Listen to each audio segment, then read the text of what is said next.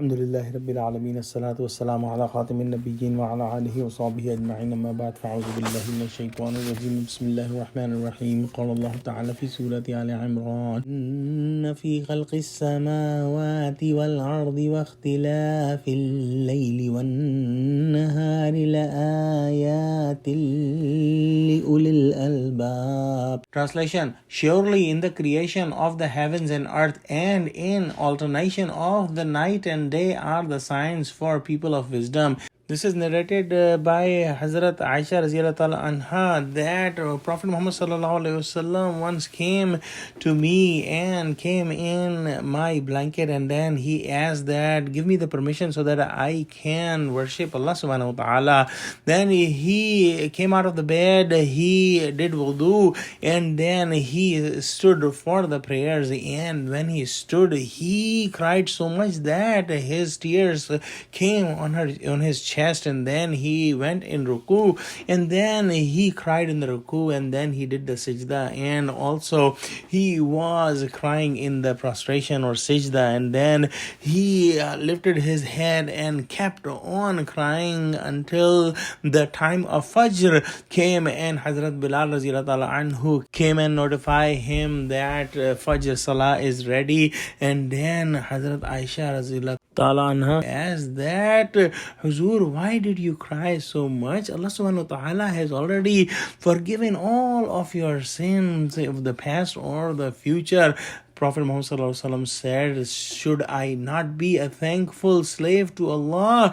And why should I not cry when I am thankful, when Allah subhanahu wa ta'ala sent this ayah on me today? And then he recited this ayah, what we recited today. Prophet Muhammad then said that whoever read these ayahs and did not ponder on those, there is big destruction for him. So let's ponder on the words of this ayah. In khalqis samawati wal ard meant that Allah subhanahu wa ta'ala created the skies and the earth, and also these signs include all those creations that are present in the world and in the sky, all those things that are present in the world and in the sky.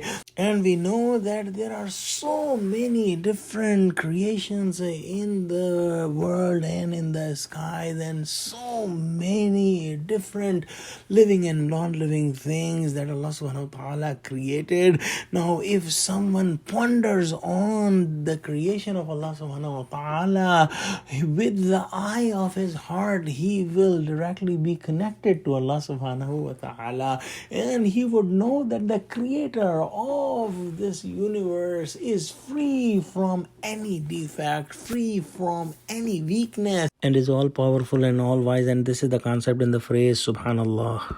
In the skies there are all the heights that could be thought, and in the earth, in the world, the concept of extreme lowness is present. And then Allah subhanahu wa ta'ala mentioned about the day and night, and the day comes after night and so forth. There is another meaning that there is increase and decrease in the amount of hours of day and night, as we see in different weathers. And also those countries who are closer to the North Pole have longer days and so forth. The word ayat means that the big signs of Allah subhanahu wa ta'ala, and the ulil albab means the people of wisdom. So on this ayah, if we ponder, we will find out that whatever Allah subhanahu wa ta'ala has created in this universe should make us connected to Allah subhanahu wa ta'ala, and our seeing of this universe should not be the seeing of the animals like dogs and cats and camels and so forth. When they see the signs of Allah like day and night, and the creations, they do not get connected to Allah. But when we see these things, we should connect to Allah, and we should identify and understand that how great Allah subhanahu wa ta'ala is, who has created such a great creation. Oh Allah, give us the eyes that give us the vision of truth. Ameen wa akhir da'wana alhamdulillahi rabbil alamin. Assalamu alaikum wa rahmatullahi wa barakatuh.